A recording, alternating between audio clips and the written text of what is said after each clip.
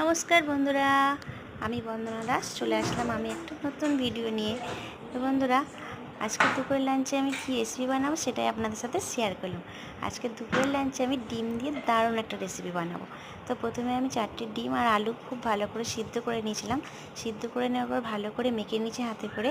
তারপরে পেঁয়াজ কুচি, লঙ্কা কুচি, তার মধ্যে সব রকম মশলা দিয়েছি, একটু করে নুন, ধনিয়া গুঁড়ো, লঙ্কা গুঁড়ো সব কিছু মশলা দিয়ে এটাকে বেসন আর একটু সামান্য কর্নফ্লাওয়ার দিয়ে ভালো করে মেখে নিয়েছি।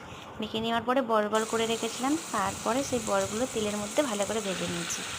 ওই বলগুলো ভেজে নেওয়ার পরে যে তেলটা ছিল সেই তেলের মধ্যে আমি তেজপাতা, গোটা গরম মশলা, পেঁয়াজ কুচি, টমেটো কুচি সব রকম দিয়ে ভালো করে মশলাটাকে ভেজে নিয়ে তার উপরে আদা রসুন পেস্ট করা, সামান্য টক দই আর একটু কাজু বাদাম পেস্ট করা দিয়ে ভালো করে নেড়ে ছেড়ে কষিয়ে নিয়েছি। তারপরে দেখুন বন্ধুরা, জলটা যেই ফুটে এসছে আমি বলগুলো দিয়ে সামান্য জল দিয়ে নামিয়ে নিলাম। তো বন্ধুরা দেখুন কত সুন্দর হয়েছে আমার ডিম আলুর কোপ্তার রেসিপি। খুবই ভালো লাগে, বাড়িতে একবার বানিয়ে অবশ্যই খাবেন।